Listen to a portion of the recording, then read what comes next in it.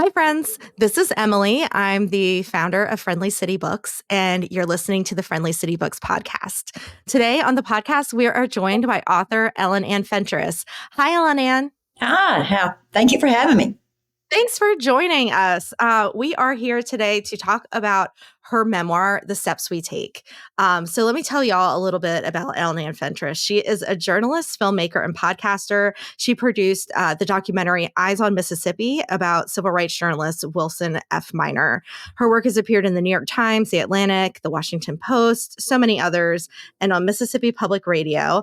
Ellen Ann is also a professor in the MFA program here at Mississippi University for Women and teaches creative writing. So we've gotten to know her really well here in Columbus, and we're so excited that we could have you on the podcast to talk more about your book. Well, thank you for having me. Columbus is my happy place. Love coming up there. Of course, love the W, and I love my first residency up there. You had opened the store, and you were one of the first people I met. And was that really your first one? Yeah. So exciting. And I feel like, Emily, we're kind of on a parallel journey. Some of the ideas and the steps we take about finding in your place and your time and with your obsessions, what is a step you can take? And I feel like we're in the parallel because you've done the same thing with Friendly City Books and all of your work, widening the literary community. I've just always been a fan. Well, thank you so much. And I'm a big fan of yours too. And, one thing that if our listeners aren't familiar with this about Ellen Ann, she's also the founder of the Admissions Project, which is a community for people to talk about how their schooling has impacted them. Specifically, with here in Mississippi, we have the legacy of segregation academies, which were founded in the 60s and 70s during the integration era that, ended up undoing a lot of the work that desegregation was intended to do. And so Ellen Ann has been collecting essays and memories from people, not just in Mississippi, but also people in other parts of the country too, who have had this experience, just so we can kind of make sense of it. Can you talk a little bit more about what you do with that, Ellen Ann? Yes. And so, yes, the academies were certainly strong in Mississippi, but they were in 11 southern states at the time of court-ordered integration. And it wasn't really, in some places it was Brown in 1954, but in many it was with Alexander v. Holmes in 1969 that systemic court-ordered integration happened. And at that point, in many communities, their white families set up their own private school as an off-ramp, so the children did not participate.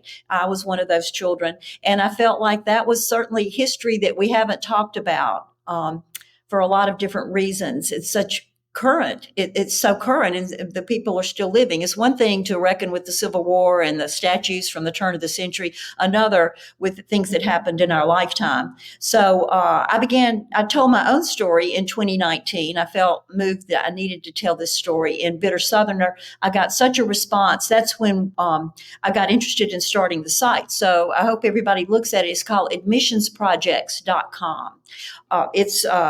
So far, we've had about 36 to 38 people tell their stories, and they're not only from the academies, it was from the public schools too, and sometimes their story was a response to what happened, how the white support left, but sometimes there are success stories too, or the ways that just the public schools, it was still white centered the way it was handled, but the stories are there.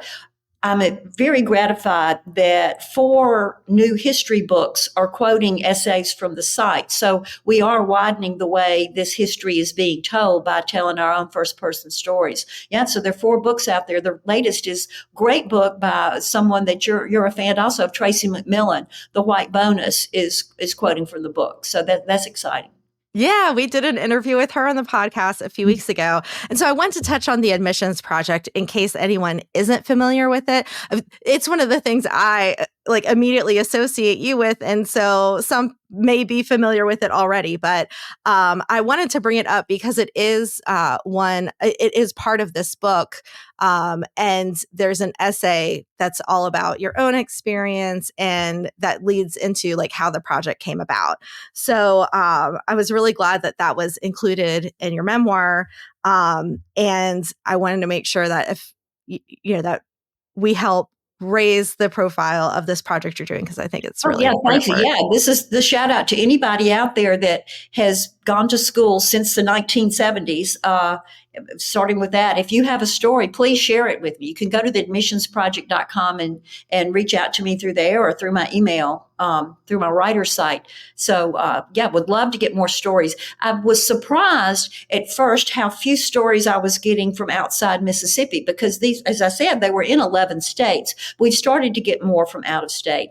And I want to also say that I'm not doing this project just so the rest of the country can look and say, oh, that's where the racists are. They went to segregation academies in Mississippi, so we're good. No, I feel like this site and this project could be a template for any community anywhere to examine an institution or just an experience, a lived experience in their community and how it's affected. And I like the way you said that has impacted your future.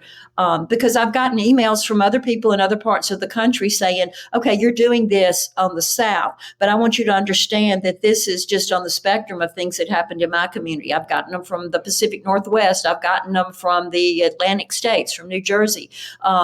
This could be from a white flight public school district just as well as the segregation academy. But it's a way you can look at and learn from these experiences and document them because these current ones are not, if we don't tell these stories, they're not told. You look in the case of my project, you look at the Academy's website, so many of these academies, there's been an estimate there are 300 still in existence. Have a minority enrollment. Most have a minority enrollment now, very small, but they exist. But they certainly don't tell their story. And I know many have made a lot of progress and are trying to do better. But if you don't even acknowledge your history, I question how far you're taking it.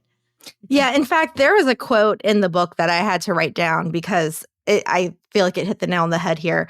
It's a fact of human growth that the thing we dodge talking about is likely the thing that needs airing the most. Yes, yes. You learn in AA that you're only as sick as the secrets you keep. So, yeah, to be healthy, you need to tell the things that you're afraid to tell. Yeah. Wow. That's another really trenchant insight, another way to put it. So, okay, your book, I think this is actually a good kind of lens into the purpose of the book itself, which is just to tell a more complex story and to put things out there that are buried beneath the surface. And actually, I look at this is such a good cover, and we've talked about the cover ourselves, and I know you've talked about it in in other book talks, but because, well, first of all, a lot of people draw the connect you to the woman in this picture because of the hair. And then, we've also talked about how this is a Mississippi artist named Dusty Bonjay. But what I find interesting is there's also this like cubist element to it where it's not a traditional portrait. It's kind of like a kaleidoscope when you look through look through the lens and you see all the, different pieces reflected differently. And I feel like that's kind of what this essay collection is doing as a memoir. So Oh, anyway, Emily, I'm totally going to steal that about the kaleidoscope and all the fractured, that's fascinating. Yeah, all the different facets. Yes, I love that. yeah, because I mean, one of the big arguments in your book is that like Southern women are more complex than they have been depicted in popular culture. I mean, and I know the help is like a recurring topic that the book and the movie, but also just in general about the expectations about how Southern women are expected to behave and how, even from an early age, I got the sense that you felt like this isn't me necessarily. So, can you talk a little bit about what it means to you to be a Southern woman?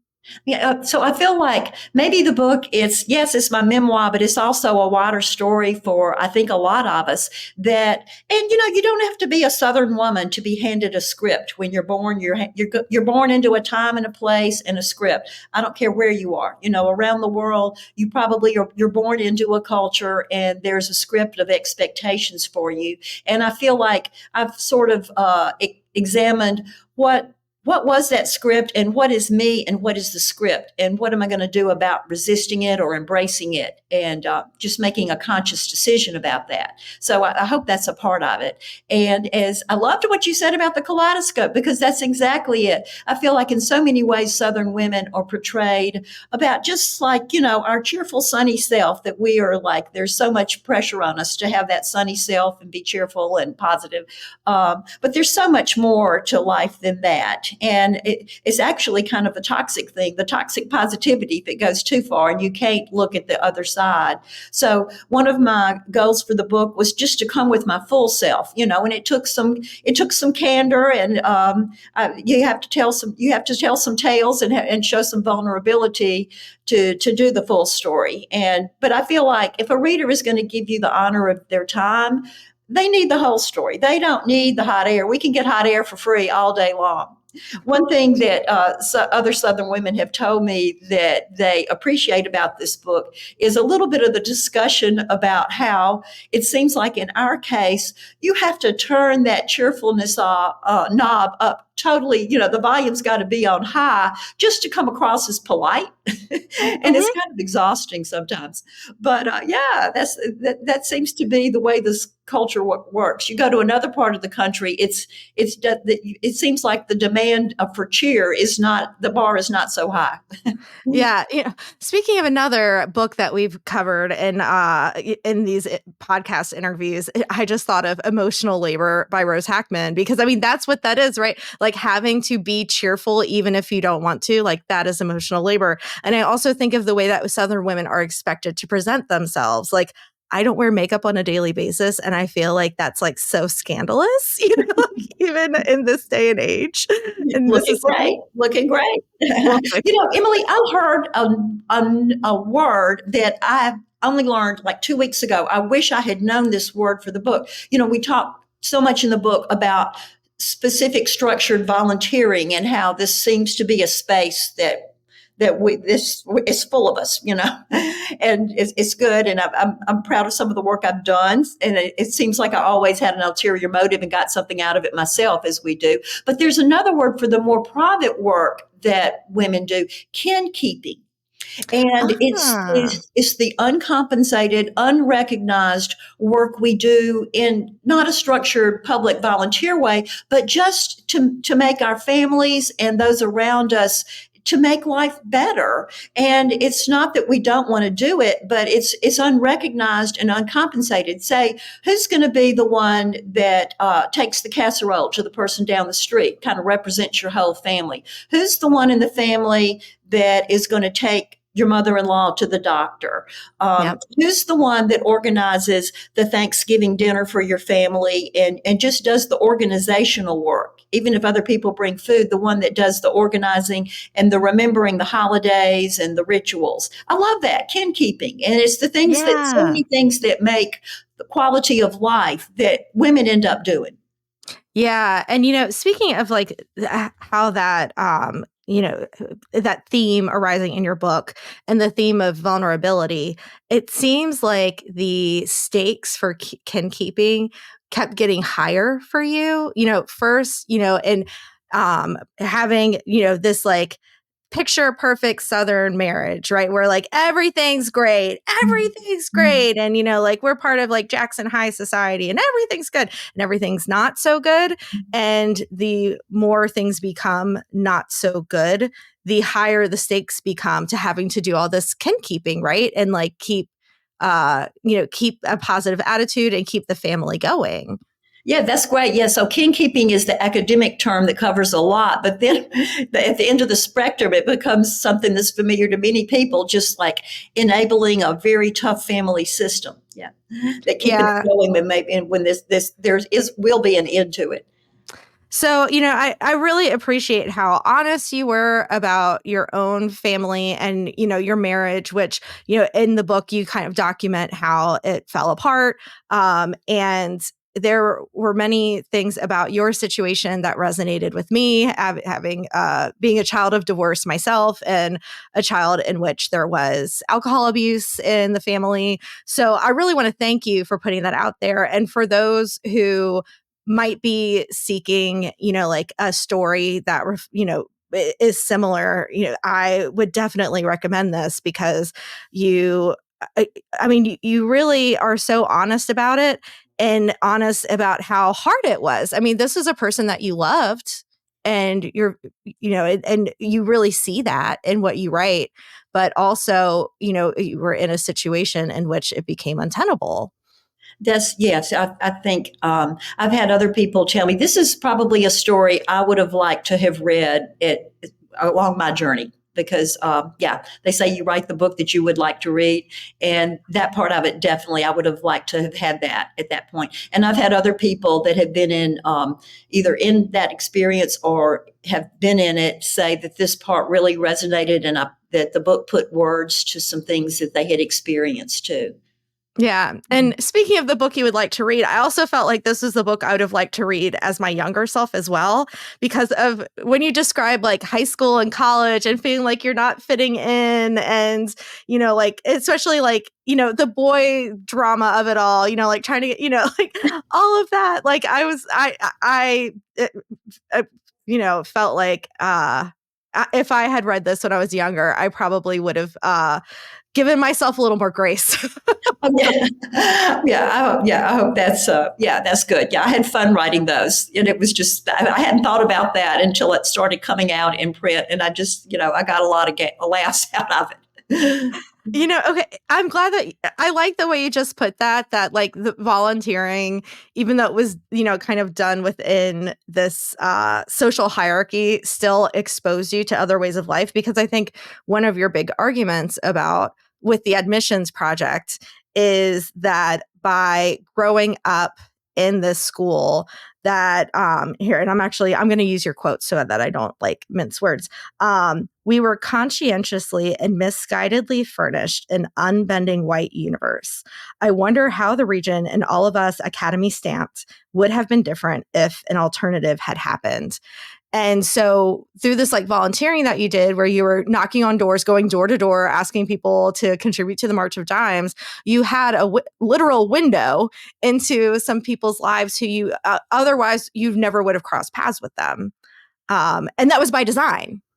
That's right. Yeah, yeah. Just in this volunteering sections, and I go through I think volunteering is a great lens for what society thought a Southern white woman should be doing at the time, versus just the values of the time. And so it was like it was social guardrails for me to do it. But I was always out for myself and trying to springboard it into something wider. And it seems like the theme through it all is widening these horizons that have been, they're just so tight. Yeah, because the one where you were talking about in college and volunteering at a homeless shelter, I mean, that was definitely like just trying to like see, like another way of life and interact with people who you never would have interacted with before if Yeah, you but it was just stayed. like also male energy. I mean, Yeah. that was the only way I could figure out to have any kind of male energy in my life. But it's kind of bad timing to seek that out with the guy that's at the soup kitchen. Well, the other thing that really like struck a chord with me as I was reading about as you continue volunteering through your life, doing the junior league and how the junior league budget for the Jackson chapter is literally running a business. I mean, we were talking, I think you said it was like $250,000 or something. Oh, This yes, is, now it's like, quintuple that. It's yeah, serious. this is not nothing. I mean, that is a full-time job to manage an organization at that scale. And yet the junior league is like almost entirely volunteering. I mean, they probably have like some staff, but you like for the most part, it is organizing unpaid volunteers. It is. And, that's part of that. When you start talking about money like that, it's like, it's part of the Jackson, gross civic, gross community product. It's really gratifying. It's way more to it. And I enjoyed it. Yeah. Well, and I loved how you wrote about your experience volunteering with Meals on Wheels. And it starts out very funny because it's like that slippery slope of, yeah, I guess I'll do it. But then you ended up really thriving and really enjoying that experience. Although I will say that's another thing with women is like, we're always like, yes, I'll do it, even if we really can or can't take it on at that point. Um, I have to ask you about something funny before we talk about more serious stuff with this section of the book. But I couldn't help but notice. Okay, so in this essay, these sections of the essay, the titles are the menu of different meals that the Meals on Wheels group would rotate What we'll be serving. doing that Thursday. Yes. Yes. Okay. And the first one is ham with Jezebel sauce, turnip greens, broccoli, and beaten biscuits. I need to know, what is Jezebel sauce? Okay. Yeah. I've never heard of this. Oh, you must have it with your ham, Emily. It's a sweet and sour sauce. You can Google it. It's kind of a Southern thing that has a sweet and sour component to it. And Jezebel, isn't that the best name? That is so funny. I mean, what she was like, the temptress in the Old Testament. Yeah, it is just so funny. I could not. I thought it was a joke. I really, truly thought you were going to explain this as a joke in the section that followed, and then I realized, oh, this is really what it was.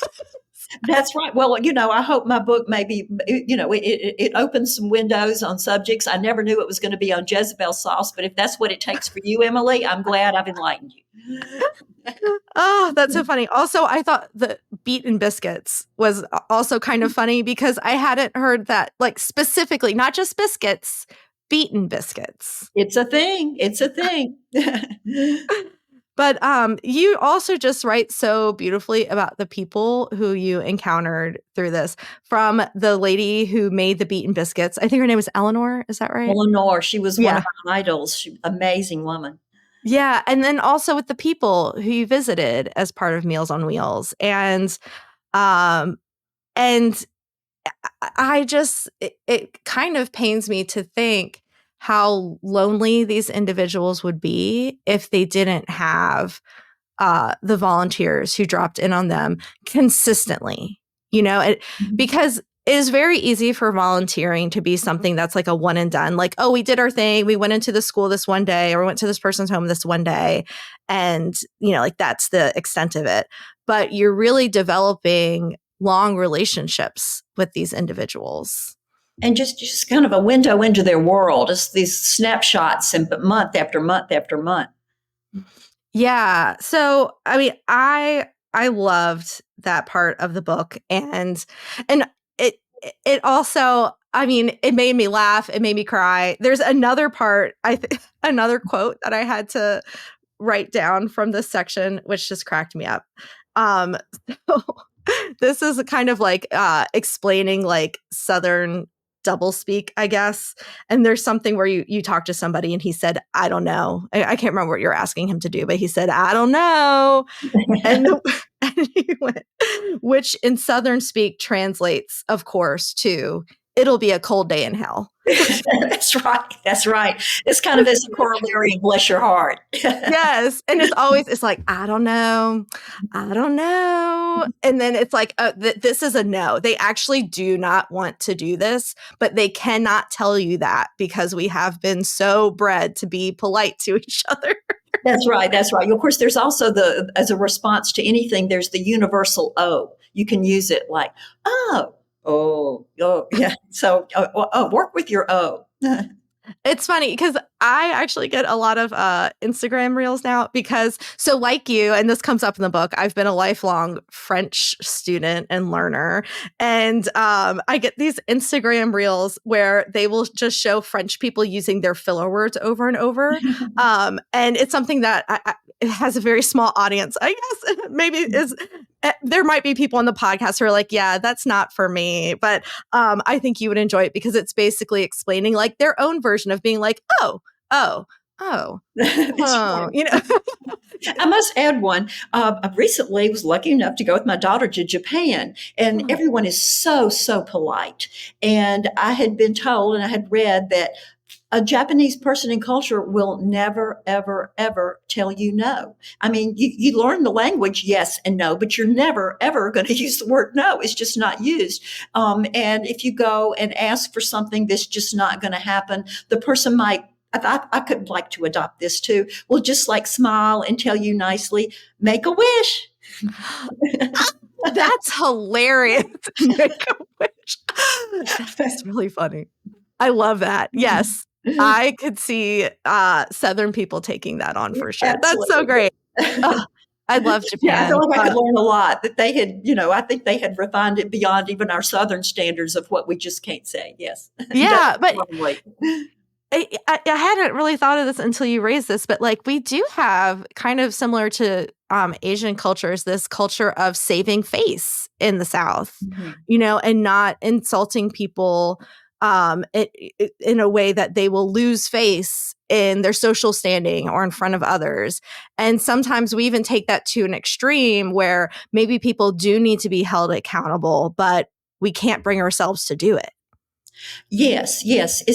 That's, there's, but before it gets to the part where it's bad that you haven't held them accountable, it's wonderful. I think that we put some emotional labor into that, into some kindness. So that there are good parts to it too.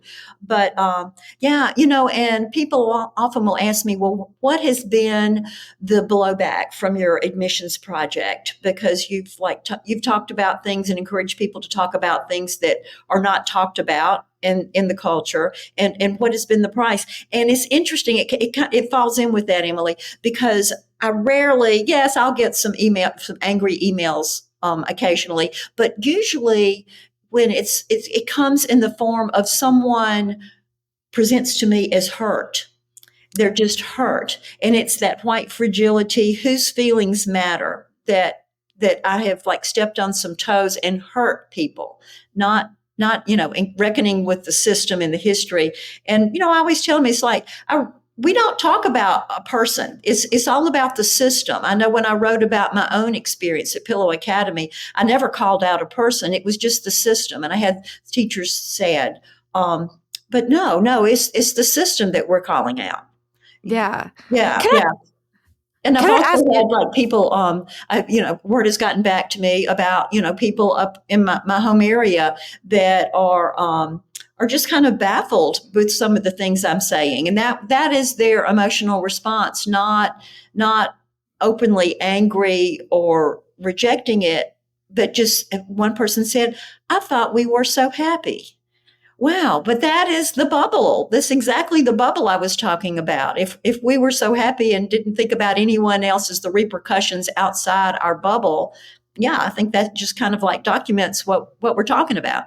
Yeah, and by maintaining this bubble, we've let the greater community suffer, which I think is another big point that you've been trying to make with this project. You point out in that essay on the admissions project, the towns with the most polarized racial schools are also towns that are shrinking. And there's also a point where you just flat out say, Black people are dying from white myopia and bad faith. And, as we have this debate over expanding Medicaid in Mississippi, like it's true, like people are going to die if we do not expand Medicaid. And no one will say that it is a racial issue, but it is. It is. And you think, hospitals, just the hospitals that are closing because of this, and to think how far medical care is going to be for so many people, or is for so many people because of this. This is like this life or death stakes, and our feelings shouldn't matter so much. Yeah. And so I love the way that you put it at the end of this essay. Change is urgent. Change is also a long game. So how do you, in your mind, reckon with the two sides of this coin. I think they both. It's urgent to be urgent, and it's also urgent to understand you have a long game. That some things take time, and not to be discouraged, and to keep at it. But so many things are urgent. You think about right now, as you're talking about medical care in Mississippi, hospitals, and how far away things are, or funding for schools, for public schools. And also with public schools, when I think about yes, it's important in so many in these most polarized towns how the energy and the resources have been diverted from the public schools. But when we're in the white space, we're suffering too because we're not being formed for the world that's out there right now. So the children that are in the smaller space in these academies, yeah, it's not so great for them either if they're being formed in this way to go out into the wider world. I would Yeah. like one thing I want the project to do, because I think it's important that we're telling the stories. And have we said there are 4 books out now that are quoting an essayist? So we're widening the way history is being told. But I think there's something else, as you had just quoted the part in the book talking about the towns that are the most polarized and have almost like a dual school system still, with a private academy that's mostly a white space and public school that's mostly a black space, to do some economic work on this. What is the cost of this? I know one of the books that we've talked about is The White Bonus by Tracy McMillan, a great book. And she's looked at some of the stories on the admissions project for that. And I think she's calculated there's another book, The Sum of Us, that looks at that. But I would like to get some economic work done. Hopefully, is there a dissertation student out there that would like to do this for a project, to look at a town in Mississippi and look at it over the years of the existence of their academy and what has happened in the town? And also just the cost of it to everybody, black and white. Yeah, in Tracy's book, she does do this thought exercise for a town in California that she's in. Mm-hmm. And so I think we can apply some of the tools and try to figure that out for our own communities. And I just remember specifically in this town in California, Tracy was able to calculate this one particular family was probably saving $11,000 a year because of the low property tax. Normally, property tax would go to fund schools, and because they were considering enrolling their child in private school instead of public school because of the quality of the school system, it would cost $15,000 a year for the private school tuition. It's well, then are you really ahead if the property tax is pushing you to make a more expensive decision for your family down the road? Yes. I'm really excited. Hopefully we can get something going. So yeah, dissertation students. Yeah. I totally agree. I mean, there's definitely an economic imperative to what we were talking about. For example, if we lose hospitals in our towns, who would want to live there? Exactly. Of any income. Mm-hmm. And Emily, I have hope because this is not just pie in the sky. There's historic precedent for this. You look at Mississippi's history. You look at when integration came to Ole Miss, 1962, when James Meredith went there, and the Citizens Council had been holding strong, and there were people from all over the state. No, not students, just people from all over the state packed rifles in their cars and drove up to Ole Miss, participated in this riot. People ended up dead over the cause of keeping Ole Miss white. After that, there were businessmen that went to Ross Burnett, the governor then, and said, no more. That this is killing the economy of the state. No one wants to come here. We've got to do better. And of course, was Mississippi, was everything perfect at that point? No, but that was the end. That was the beginning of the end of the Citizens Council having a stranglehold on state politics. And there was some resolution there. So it was when the whole state, it was business leaders also going and saying, we can't have this. This isn't good for any of us. And I think that could happen. That's happening with Medicaid. People going and saying this is not only as it should be a moral imperative that for all of our people to have medical care, but it's killing the economies, and we've got to do better. I feel the same thing can happen with our schools. Yeah, and we were also able to accomplish changing the state flag in the same way. Yes. It took like the business community actually played a big part in it. We even had like the coaches of our college football teams lobbying the legislature on changing the state flag. And of course, we had this, amazing generation of young Black leaders who were also part of it. But it kind of took like that entire coalition to make it happen, where everybody said, you know what, let's do this. That's right. And so we have much precedent. It's not just an idealistic thing to say this is just, this is just something that will never happen. No, it's happened over and over. Change happens as a long game. Yeah. Yeah. So can we actually, if you don't mind, I do kind of want to indulge a little bit in describing a little bit more how the University of Mississippi used to be and how it is, because for me in my generation, Ole Miss is a totally different place. It's sometimes criticized as being like too liberal or too progressive, but it it was not.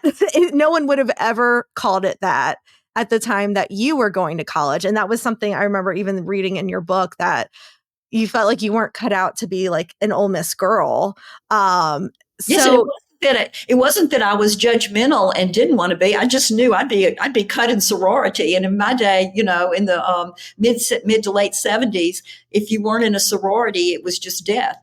Mm-hmm. yeah. So I don't know. I sometimes forget because of, just how much things have changed, that the University of Mississippi was this battleground in American culture. And like, I mean, obviously, I know the story of James Meredith. We're lucky that he's still among us, and that we can still hear his story firsthand. But I think sometimes people still imagine it is the way it was. Mm-hmm. And it's not, but we still, I mean, there's obviously just recently big conflict at the university over the Gaza Gaza and Israeli peace protest. Yes. So this is still playing out, like even the I remember seeing pictures of like Kent State, for example. And of course, like here in Mississippi, something very similar happened at Jackson State University, which is a historically Black college. So it was a lesser known. But I definitely saw those black and white pictures thinking, that was then, this is over, this won't ever happen again. And in the past 6 months, I'm realizing we're still living in history. Like, we're not beyond that, I guess. Is Yeah. that weird for you? I mean, like when you look at this and And it surprises me. It shouldn't surprise us. Always look at history. So, don't know history so it doesn't repeat itself, but it does repeat itself in all the ways in our culture right now, trying to suppress history. And then this is what happens. It's not over. I know, I did the Bill Miner documentary, which I'm a little update here. Mississippi Public Broadcasting is looking at broadcasting it in the next few months. oh, And Bill great. Miner, was a journalist that was so nationally recognized in Mississippi during the civil rights era as one of the local people that was telling the truth here. And a lot of the newspapers and the news coverage was just suppressing the real story and was like an apologia for segregation. But the stories he told when we first had the screenings of the documentary, he was talking about like there was just this idea that the Civil War was still hanging over the land. And I had some people tell me that was just, he saw that, but that's not true. And 3 days later, the Charleston shooting happened in 2015. And I think when you tell the truth, it becomes more true as time goes on. You start seeing the ways it repeats itself, and that you just have to be aware of it. And it gives you some, a leg up on when it does rear up, and it will rear up in another form. Just to see that no, this is not something new. This is part of a pattern. Yeah. So can you talk a little bit more about who Bill Miner is? And like, did your paths cross when you were working as a journalist? Like, how did you get to know him and who he was? Yes, yes. Bill Miner came to Mississippi. He grew up in Louisiana, came to Mississippi in his 20s as the Times-Picayune from New Orleans, Mississippi bureau chief in Jackson. He came in 1947. He covered Mississippi for, you're hearing this right, 70 years. He passed away in 2017. He was still a working journalist in his 90s when he passed away. Uh, Wow. yes. And so, yeah, in the 50s and the 60s, he was the local person that was telling the story straight. He also did some of his major work for the New York Times and Newsweek. The funny, ironic thing is they were so stingy with bylines back then, they really kind of enabled him to tell these stories in the national way because the Times-Picayune wasn't the wiser that he was doing all this moonlighting. And a lot of times the things that got the attention were the things, of course, in the Times and the Newsweek to a national audience. But yes, our paths crossed because after the Times-Picayune closed their Mississippi bureau in 1976, he bought a little weekly, just a little sleepy weekly in Jackson at that point, and turned it into an alternative weekly, the Capitol Reporter. And in 1976, it was ahead of its time. Grand paper that got lots of national attention, and I was lucky enough to work there for 15 months. So Okay. Wow. yeah, that was my first job out of school. Was he needed someone who worked for cheap, and that had my name all over it. I worked as a restaurant hostess at night just to be able to work for him during the day. Oh, wow. Yeah. So you actually were able to do the documentary while he was still living. Yes, this needed to be done. He talked about writing a memoir, but he was a newspaper reporter. He told stories in 30-inch bites and weekly columns, and so I started thinking about he needed a memoir out there. I didn't see it happening. It would just take so long. And I got the idea about doing a documentary, and got some people told me, yeah, you could do that. And so got a camera, got a little training, and started going over to his house every Tuesday afternoon. And we would shoot an hour of Mississippi history. I have 40 hours of Bill Miner walking me through Mississippi history. And, we raised some money. So anyone wants to give to the project, Eyes on Mississippi. It's also the nonprofit that funds the admissions project. It's a fund at the Community Foundation for Mississippi. If anyone out there wants to support us, we welcome it. But so the documentary, we raised $60,000, and I'm so proud. That's peanuts for a documentary, very low budget documentary, but got it out. And I'm so proud that we received donations anywhere from $5,000 to $5 of people that Bill Miner had been they were so grateful for the truth telling that Bill Miner made available in their lives. So so it was available for public screenings, and I've taken it all over the country, taken it to New York, to San Francisco, all over the South. But Mississippi Public Broadcasting is going to broadcast it, hopefully as part of the commemoration this year of Freedom Summer, and make it available to other public TV stations. So we'll see. Yeah. That's great. Well, I can't wait to watch it now that, I'll have a chance to find, well, I have the inside scoop with the creator of the documentary, but the public will be able to see it. That's exciting. So you mentioned that Bill had worked in Mississippi for like 70 years. I mean, you're also a Mississippi lifer, right? I mean, you grew up in the Delta in Greenwood, moved to Jackson. And I mean, you've had stints in New Orleans, as we all do. I mean, I love the way you describe it as like anybody who has enough money for a tank of gas will go flee to New Orleans for a few days. Absolutely. Yes. Yes. You don't even need much money. You can just go get the best po' boy. Yeah. The gas and a po' boy fund. That's all you need. But I mean, you've really stuck with Mississippi. I mean, so why? And I mean, maybe I shouldn't say why in such an animated way, but I mean, do you think about that? Like what kind of like parallel life you might have had if you didn't stay in Mississippi, or like, was there a point where you said, I'm committed to this, or did it just happen?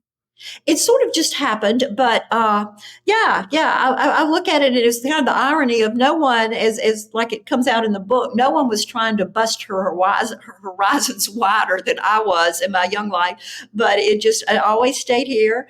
But one beauty of Mississippi, I feel like, is are there a lot of complications and a lot of pain involved in our history and reckoning with our history? Absolutely. But also, if you get an idea for a project, it's probably yours. These stories need to be told, and they're out there just waiting to be told. And it just seemed to be a fit between.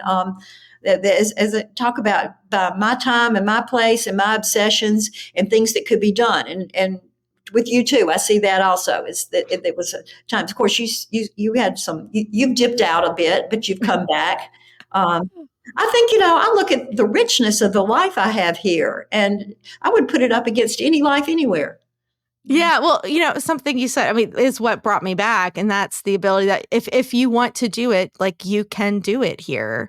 And there's no one better to do it than you, and especially like as Mississippians, I think the change that I hope to see has to be led by other Mississippians, and Mississippians like myself. Like, I just don't think it'll work otherwise. I don't know if it'll be sustainable otherwise. So There's been so much parachute journalism here, and people that come in and want to explain Mississippi on a really fast visit. No, but if we don't tell our stories, who do we think is going to tell them? So it's up to us to tell ours. We've got an obligation, if we don't like that, to tell them ourselves. yeah. Well, thank you for telling your story. Mm-hmm. Thank you for telling our story of Mississippi.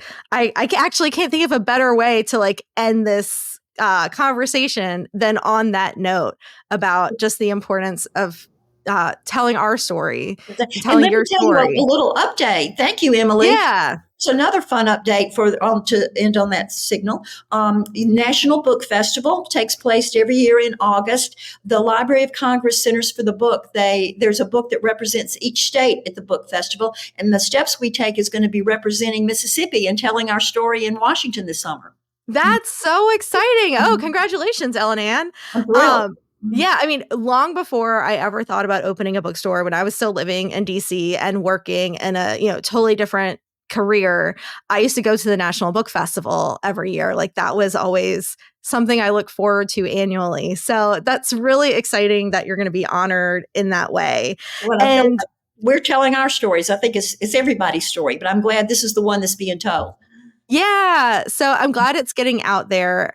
And it'll be, out in DC, which, in our nation's capital. But also for those of you who are in Mississippi, Ellen Ann is still, busy around Mississippi. I know we saw you at the Mississippi Book Festival last year. She's coming to the W, as you mentioned, like just in a few days. She's going to be in Columbus. So I just want to give an invitation to those who are in Mississippi, not to speak on your behalf, Ellen Ann, but that, Ellen Ann is very engaged. If you want to talk about this book with your community, with, if your community wants to do a read or a book club read or something, I'm sure Ellen Ann will, jump it, get the gas fund, piggy bank out and come see you. Absolutely.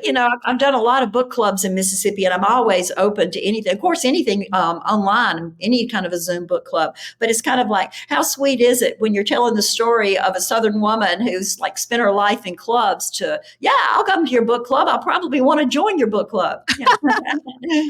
I've heard there are some legendary ones in Jackson too.